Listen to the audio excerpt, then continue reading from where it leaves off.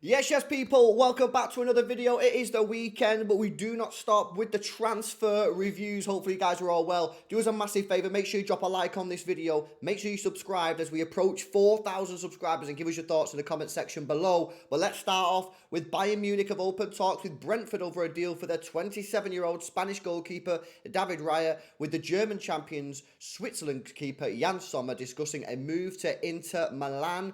Yeah, this has been in the news now 3 days in a row, so you'd have to assume that this is happening. I think Brentford want like 40 million quid, so it is quite a lot of money for a goalkeeper. But Bayern Munich clearly need to buy a new goalkeeper. And to be fair, he's good with the feet. He's good with the ball at his feet. He's a good goalkeeper. You know, Tottenham were going to get him, but didn't pay the cash. So I can see why Bayern are going for him completely. I think it's be a good signing for them. Tottenham have rescheduled a meeting with Bayern Munich officials for Monday to discuss the potential sale of England forward Harry Kane after planned talks for Friday were cancelled. That's from the Daily Mail.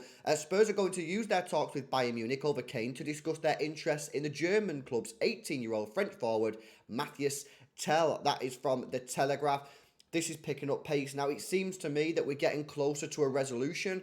Obviously, Bayern Munich have been bidding for Harry Kane, but have not met the price that Tottenham have set. Although it does appear that this week, for me, I think is going to be a big week in this. I think that, of course, the thing is with Tottenham, they might be looking to sell the player because they don't want him to leave on a free. But there's no point in selling him late on when you've got no time to spend the money. Do you know what I mean? So if they are going to sell him, they need to sell him quickly. We've got 1 month of the transfer window remaining. I think this deal needs to get done in the next 10 days because if it doesn't, Tottenham are not going to leave themselves enough time to go out and spend the money. So what's the point in doing that? You might as well just keep him. Chelsea have rejected Juventus' loan approach for Belgium striker Romelu Lukaku because they want to sell him permanently, which is completely understandable from a Chelsea point of view. This Lukaku thing is so weird. He's not gone to pre-season tour with Chelsea. Inter Milan have pulled out of a deal. He's rejected Saudi Arabia. He's not really got too many options, to be honest. And he's obviously holding out for a move to Juve. And Juventus are playing hardball. Juventus have just been kicked out of the Conference League. They've had a 20 million euro fine. So maybe that's one of the reasons they can't put a permanent bid in. But Lukaku's going to have to be careful. He don't want to find himself without a football club because I don't think Pochettino cares for him at Chelsea. Chelsea are interested in 3 attacking midfielders. Crystal Palace's French under-21 international Michael Olise, Lyon's French 19-year-old Ryan Cherki, and Ajax's 22-year-old Ghana international Mohamed Kudus. Obviously, Manchester City are apparently interested in Michael Olise as well. We don't fully understand what the release clause situation is going on there. Obviously, some journalists are saying he's got 35 million. Some people are saying it's 55, and some people are saying it doesn't exist. So we're really sort of struggling to understand what's happening. And of course, Chelsea are clearly looking at adding one more player to their ranks in that area. City need to buy a player. We have to buy another player. We only have at the moment 2 wingers in Bernardo Silva and Jack Grealish. So it will be interesting to see if City go for Olise. Like, I've come to the acceptance that I think Olise would be good at City. I think that, he's 21 years old. I think that he's plays in a sort of similar style to Mahrez in the sense that obviously he's inverted, he plays off the right, I think he'd hold the width really well. He's got loads of potential growth, but I don't know, you just think that maybe City are looking at something else, because if City did want Olise, I would have thought that we would have moved a little bit quicker than this, to be honest with you. So I'm not sure. Let me know your thoughts on this one. A weird one. United may move for Fiorentina and Morocco's Sofiane Amrabat or another defensive midfielder towards the end of the transfer window should the club raise enough finance from player sales. Yeah, Manchester United seriously struggling with funds at the moment, which is kind of crazy. Sociedad are in talks over signing Donny van der Beek on loan from Manchester United with an option to buy the Netherlands midfielder. Yeah, of course, famously Manchester United bought Van der Beek for 40 million when he was worth 80 million. One of the bargains of the century.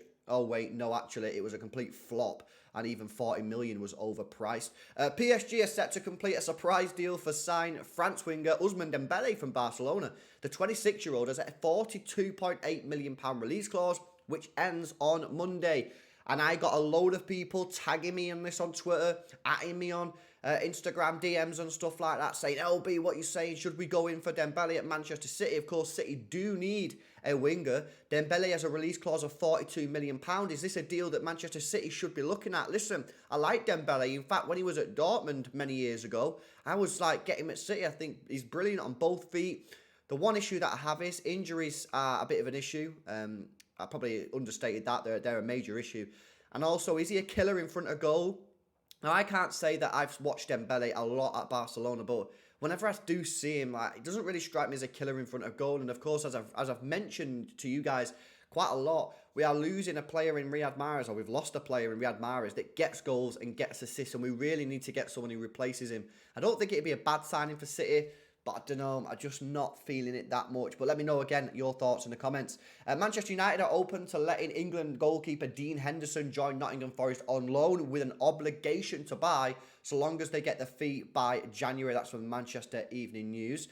Real Madrid are considering a move for Getafe goalkeeper David Soria, while Crystal Palace and Forest are also interested in the 30-year-old Spaniard.